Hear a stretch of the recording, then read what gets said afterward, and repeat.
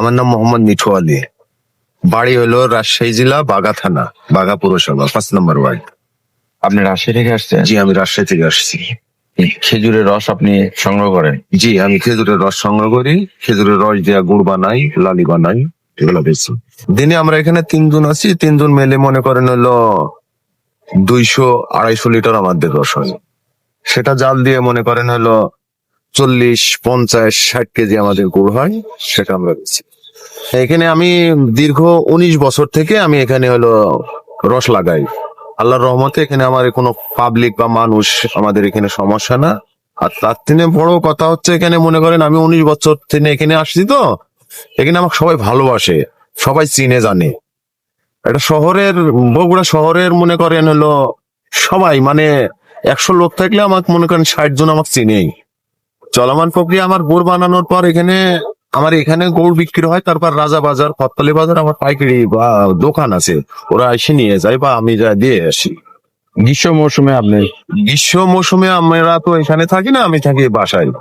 তখন কি কাজ করেন? তখন আমি হলো কোনো কাজ করি না, এখানেই মনে করেন আমি হলো যেটা হয় সেটাই আল্লাহর রহমতে আমি রুটি রোজগার এখান থেকেই আল্লাহ আমাকে সংগ্রহ করাই। আর আমি মনে করেন 3 মাস সেখানে কাজ করে আমি বাদ বাকি যে 9টা মাস ওখানে আমি মনে করেন রাজনীতির সাথে আমি সম্পৃক্ত, বা আমি রাজনীতি করেই চলি। আর এখানে মনে করেন আমি 3 মাস পুরো জীবিকা নির্ভর করি। বাঘা পৌরসভা বর্তমান 5 নম্বর ওয়ার্ডের আমি সাংগঠনিক সম্পাদক, সেক্রেটারি ভোট করছিলাম, 1 ভোটে আমি ফেল করেছি। কোন দলে? এটা বিএনপি।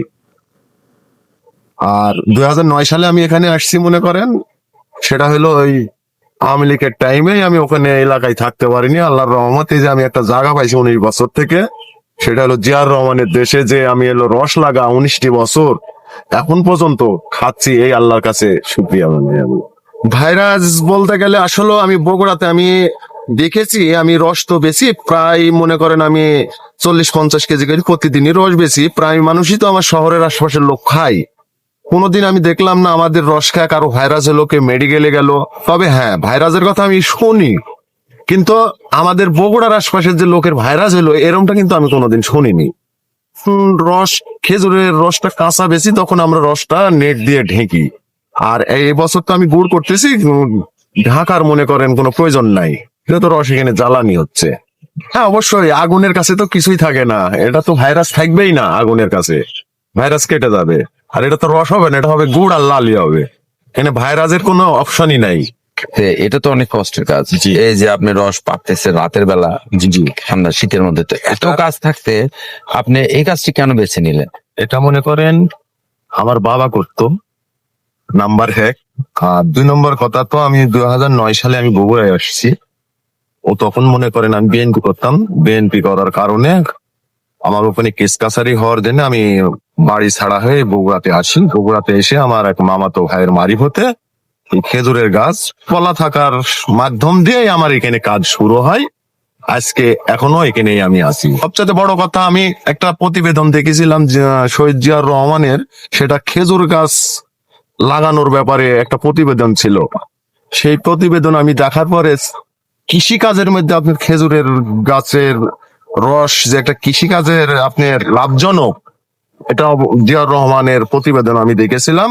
এবং উনি নির্দেশও দিছিল সারা বাংলাদেশের রেল লাইনের 2 পাশ দিয়ে যে খেজুরের গাছ উৎপন্ন করতে, সেটা হয়েছিল। এই খেজুর গাছ থেকে যে আমরা আমাদের কৃষি কাজ করে রুটি রোজগার বলেন, ইনকাম বলেন যে হয়, এটা যথেষ্ট পরিমাণের ইনকাম হয়। আর আমি মনে করি একটা খেজুরের গাছ মানে একটা মনে করেন 50 থেকে 1 লক্ষ টাকা দামের একটা গাভীর সমতুল্য এই খেজুরের গাছ। মনে করেন খেজুরের গুড় বিক্রি হচ্ছে 300 থেকে 350 টাকা কেজি, লালি বিক্রি হচ্ছে 250 টাকা কেজি, রস বেচতেছি 70-80 টাকা কেজি। আর একটা গাভীর দুধ মনে করেন বিক্রি হয় হলো 60-70 টাকা কেজি। আমি মনে করি আল্লাহর রহমতে এই গাভী আর আমার একটা খেজুরের গাছ আমি সমান মনে করি। বছরই আমার বগুড়া শেষ হয়ে যাবে, গাছ অনেক কাটা পড়েছে। এখন এই বিষয়ে খেজুরের গাছটা অবশ্যই উৎপন্ন করা উচিত, এটা সরকার থেকেও আমার মনে হয় মানে একটা উদ্যোগ নেওয়া দরকার। চারা লাগানোর ক্ষেত্রে চারা মনে করেন এখনো তো শহরের আশপাশ দিয়ে প্রচুর জায়গা পড়ে থাকে। এইসব খেজুরের গাছ তো হয় জঙ্গলে, খারাপ জায়গায় হয়, ভালো জায়গায় তো আর হয় না। সেই ক্ষেত্রে বিভিন্ন একটা মানুষ যদি 2-3টা করে খেজুরের গাছ যে কোনো জায়গায় লাগাই তুললে খেজুরের গাছ হয়ে যায়। এর কোনো সার পাউচ বা আবাদ এক্সট্রা কোনো কিছু করা লাগে না। এটা রহমতের গাছ, এটা এমনি এমনি আল্লাহর রহমতে হয়ে যায়।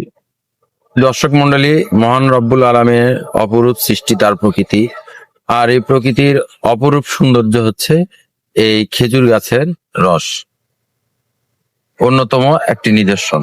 বগুড়া শহর থেকে একটু দূরে তিন মাথা নামক এলাকায়, এখানে চাষিরা আশেপাশে যে খেজুর গাছগুলো আছে সেগুলো থেকে তারা রস সংগ্রহ করে, যে এই খেজুর গাছের চারা যদি লাগানো যায় সেক্ষেত্রে দেখা যাবে যে অনেক আয় হবে, অনেক বৈদেশিক মুদ্রা অর্জন করা সম্ভব। খেজুরের চারা যদি আশেপাশে আমাদের বাড়ির আশেপাশে কিংবা জমির আশেপাশে যদি লাগানো যায় তাহলে দেখা যাবে দেশের যে একটা সম্পদ রক্ষার একটা বিশেষ ভূমিকা পালন করে। বগুড়া থেকে বগুড়া জেলা প্রতিনিধি বাপ্পি মাহমুদ, NF টিভি।